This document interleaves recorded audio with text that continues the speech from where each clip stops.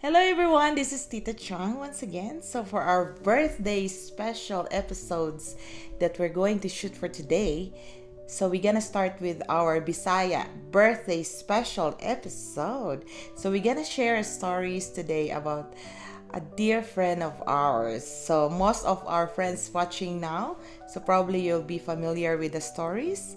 So, but for now, before anything else, I really want to say thank you sa akong mga silingan sa Barangay Upper Hinaplanon. Thank you kaayo sa inyong suporta. Thank you kaayo sa inyong mga message. Thank you kaayo sa inyong ever since pagyutang ng mga bata patadira sa atong barangay, sa atong mga community events sa barangay. Naaragyapon mo gasuporta nato. So karon gi-expect ko guys ha nga musulat mo sa ako aso.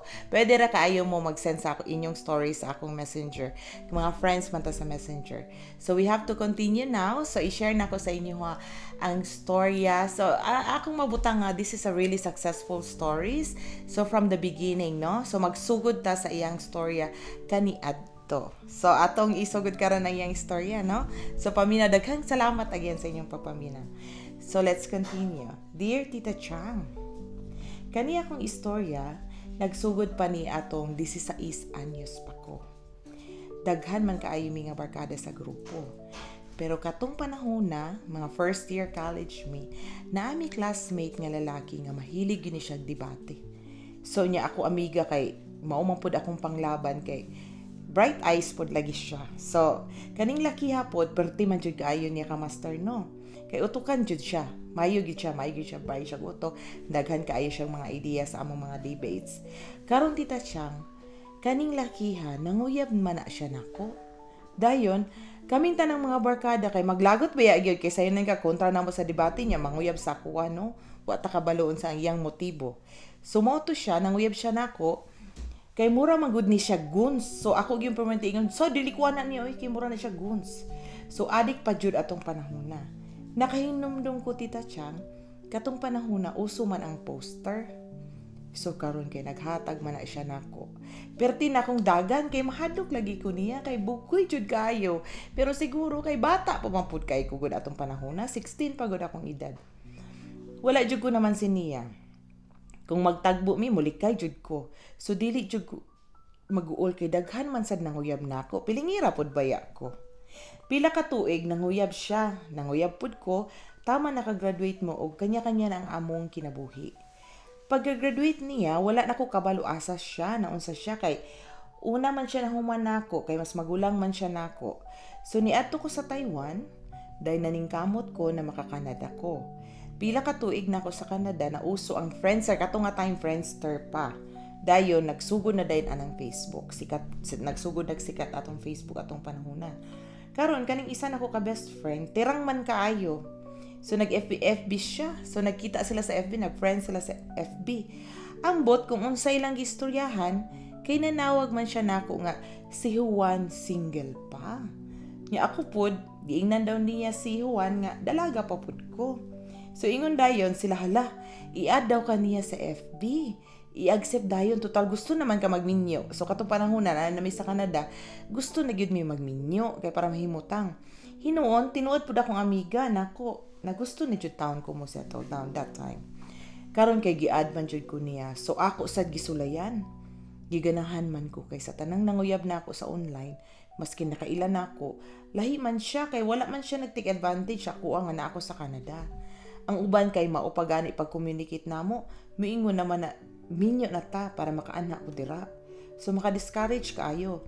Pero kani siya, ingon siya nako, mangita daw siya paagi nga makaanhi siya para maminyuan ko niya. Pero basta diskarte ra po ito niya panahon. Pero syempre, ibukad po na akong atay. Karon kay nag-communicate naman mi. Dayon nag-video call gamit ang Yahoo Messenger pa man ang gamit sa una. Dayon Skype pod. So ingon siya nako after how many months na manguyab siya, ingon pod ko, dili ko ganahan mag-uyab-uyab sa online kay daghan binuang ako gipangita kay kanang minyuan jud nako, ako siyang giignan. Ingon dayon siya, nag-take advantage po dayon, parehas daw mi, diretso na lang daw mi magminyo. So inana no, bibo kaayo. So nagkasinabtan na mi, karon amo nang giplano. Iya nag-istorya akong pamilya sa via call or og iyang parents na sa laing country pod, nanawag pod sa akong pamilya. So nagasinabtanay pod. Karon, gahuna na jud ko sa sakto ba kani akong desisyon. So nagampo pod ko nga unta mao na ni kay ako ra baya giampo nga palanggaon lang ko. Ingon po ko sa akong kaugalingon nga basin, mao na ni siya gihatag sa Ginoo nako para malayo na ko po siya sa kangit-ngit. Kay ako na bugoy-bugoy gyapon siya. Kay kabalo man ko na adik-adik ni siya sa una. So karon balik na ako among plano. Nahan ay na ang tanan, nanay invitation, ready na tanan, kabalo na ang mga paryente, og hapit na pila na lang kabulan. Manguli na mi og magminyo na karon kay nanawag man na siya nga dili na lang daw siya magpadayon. Sakita man jud kaayo, mura man sad ko gidunggab oy. Grabe na akong hilak. Dinanawag na lang ko sa akong BFF. Karon taon wala mi tulganay kay magbantay na no na siya nako. Perti gyud dayon. Perti jud kaayo ang nahitabo. Dayon na okay naman po dayon mi kay gitabangan man po mi sa mga amiga. Kaning amiga po nako perti mo bulala so naayos ra po niya. So padayon ang among plano. Karon nanguli na mi. First pa na po ni siyang kita for a very long time. Kay 16 pa bi ako atong last mi nakita sa mga pila na to katuig di na lang nako iingon. Sabot mi na dungan mi og flight para dungan mi abot sa Pilipinas. Siya dapat magtagad sa ako sa airport. Kaso nadiliman siya so ako na hinuon gatagad niya. Pagkaaha ka ani oy, ampo ko nga Lord, gaay na lang ko og sign. Kung siya jud para nako kay sige na lang man na maataw-ataw. Kung maabot siya kami kung dili, so dili jud kami. So mo na akong giyan. So salamat jud kay ko sa Ginoo kay naabot jud siya. So ako kay naulaw ko siya, mugakos naman din siya pagkakita nako niya, maulaw ko kay mo kiss naman siya. Nya nabiya sa public. Nya mo lagi kay official naman lagi good mi uyab-uyab sa online. So sige go na lang. So nagpa-kiss na ng pug ko. Nanguli naman pud mi sa among probinsya. So the good thing isa ra mi ka probinsya. Naa pa jud Tita Chang. Last na jud ni. Abi nako dili na pud madayon amo kasal. Kay a night before sa among kasal, nagka-istorya mi sa akong ex.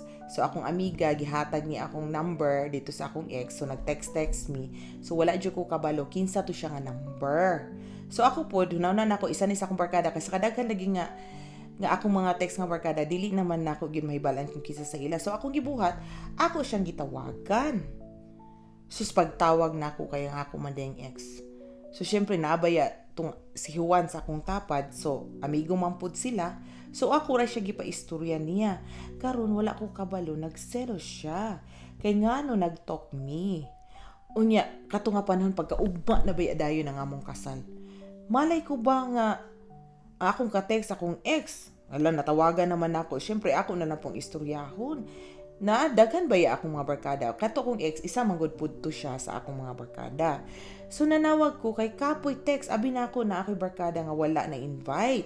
So ako yung gi-explain sa iya ha mo tong nag-call na lang ko. Pero perti man gyud niyang sukua. So abi na ako pagkaugma dili na pud madayon kay basin dili siya motunga. So pagkaaha ka jud oy maayo gani Tita Chang nga tinuod jud iya love nako kay ditongha man siya. So pasalamat kaayo ko sa Ginoo Tita Chang nga karon naa nami sa Canada, nakasettle nami, nag-uban nami. Pasalamat ko kay dako ang iyang pag-usab. So 3 times nga 360 degrees iyang pag-usab jud. So inumdum mo perti niyang buguya karon lahi ra jud kayo. So mahadok naman gani og germs. Oh my God. An sa akong pag-ampo in taon, palangga man kay ko mao syempre magpabebe na lang sad ko permi ani kay mo na lang ni akong chance. So but anyway Tita Chang, thank you so much opportunity and thank you for being there for us as our advisor, Char. Og sa imong pagtupo-tupo ni namo. God bless and wonderful day. So mga higala no, nagkatawa ko sa istorya because ako to ang nagtupo-tupo nila. So, nagkatawa ko sa istorya kay pagsulat niya ani, banat-banat yun siyang typing ko, istorya ba? So, unsa gyud ang hitabo atong mga panahon na sayunan ka kani si Juan. Nag-message niya sa ako sa Messenger. Sus pagkakita nako sa iyang pangalan, niingon man din ko sa iya nga. Uy, akong amiga kay dalaga pa. Oh my God, i-message na dayon, sige friends na dayon. So ako pod na timing manggod po pero unsahay manggod no ang panghitabo sa atong kinabuhi kay mag-timing ba sa sitwasyon. Ang akong amiga she was praying so hard na gusto na gyud siya mag-settle down. So kato nga time na nagyud siya feelings nga kung maabot jud ang right person, magminyo jud minyo. Kato nga time, kato gyud nga specific weeks nga sige mig-istorya. Kato pud nga time niabot si Juan nga ni message kaning Facebook, nagsugod-sugod pud siya sikat-sikat ato nga time. So mo po nga time nga nagsulat pud nag-gi-add ko niya sa friends, so wala jud ko nagdugay-dugay yung istorya sa ako yun. O kung amiga dalaga pa. So mo to nag-istorya sila. So ang akong amiga kay wala man na siya diri sa Calgary sa una, ni balhin naman na siya diri pag-abot ni Juan diri sa Calgary. So karon lipay kaayo mi. So kani pud siya kay kaning up and down na ni akong amiga, mabilar lagi tag-appeal kay syempre kami nga mga barkada manggod, pag naay problema ang isa, sakripisyo ang isa, so magbinantaya mi ba?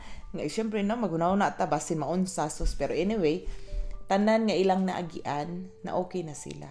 So mura gyud ni akong advice sa inyong duha karon no. Kay nakita man gyud nako kung unsa kakapalangga sa imong bana. Salamat day sa imong pagsulat no. Ambot kung napugos ra ka ani kay tungod kay giignan ti ka nga birthday special. But again, as a friends no, barkada, the usual, you have to sacrifice no. So I really want to share your stories kay mo nang nahimuot ko sa inyong nakita nga sige ko katawa kay mo gyud ni siya nahitabo sa ilang love story. So karon maayo man ang inyong kahimtang kamo mag-asawa no. So ang ako lang yung gipasalamat kay suod min nako imong bana, suod ta ka, so suod ta tanan, so dili ta magkalisod og istorya ba no. So nagailhanay na ta for how many years. Og grabe gyud ang akong pagka-shock sa gikan sa pagkabugoy-bugoy sa imong bana kaniadto og karon nga hashtag yun kabuutan, hashtag yun kagoy, ginawa ko din na lang kong istorya. Pero grabe jud ang pag-change niya, no? Kay, syempre, siguro, nagkaedad na punta, so nag-careful na kita sa atong health. So, once again, daghan kaayong salamat sa imong sulat. Hinaot nga, madunggan po nato ang istorya sa imong bana. So, giignan ra ba ko niya na siya 100 stories. So, I'll be waiting for that. So, anyway, you made my day. So, thank you so much for sharing. And before that, before Tita Chang will go sign off, so I would like to tell everybody that I really want to thank you all for watching. And I would really want to thank James Perez for our photography and videography. And I would like to thank also for our SLG event planning and entertainment and our support services for our education. And of course, our new sponsor who really support us to make everything possible.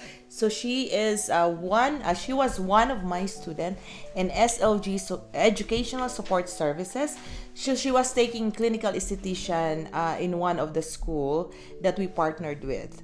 So you know what happened to her? She already have her own business. So the name of her business is Nurture Treatments. So this one, oh guys, you have to call her. I'm gonna plug in all the information about her treatment. I will just plug in at the end of this video, and then I would like to call her. So this one she's an expert for natural beauty for aesthetic treatments. So please message her, Vivian Padua. So Viv, thank you so much for your support. For our nurture care. So whoever wants to call Vivian for your treatments, she can always do mobile. So just message her 403-383-6727. So please guys, message her.